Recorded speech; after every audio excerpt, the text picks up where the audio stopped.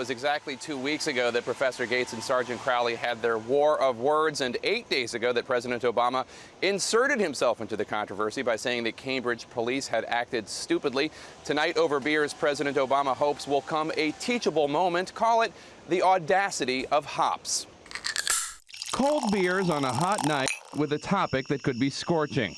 The three men will come together somewhere outside the Oval Office to chat. The president will drink Bud Light. Professor Gates said he liked Red Stripe, and I believe Sergeant Crowley mentioned to the president they like Blue Moon. So it's red, light, and blue.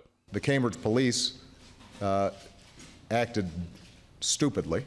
Trying to calm the waters after that comment, the president called Crowley, who suggested they hoist a cold one together. Alcohol usually cools things off. Have you noticed that? It's all part of Obama's new approach to diplomacy. How would they handle this on Cheers? But beyond the late-night laughs simmers a real disagreement.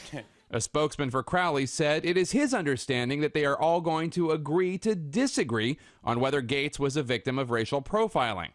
Gates on Sirius Radio said he expects an apology from Crowley. I think that he's probably trying to protect himself.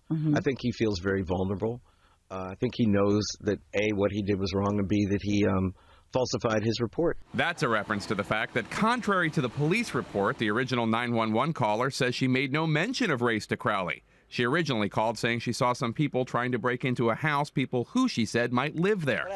Some critics have said Gates should have shown more respect for the police and not automatically assumed the police were judging him based on his race. But former prosecutor Paul Butler, who's written a book about race in the justice system, says that avoids the biggest issue. When the police were messing with a 58-year-old man with a cane, they weren't catching the real bad guys. They weren't doing their job effectively, and that's the problem with racial profiling. It's not about kumbaya.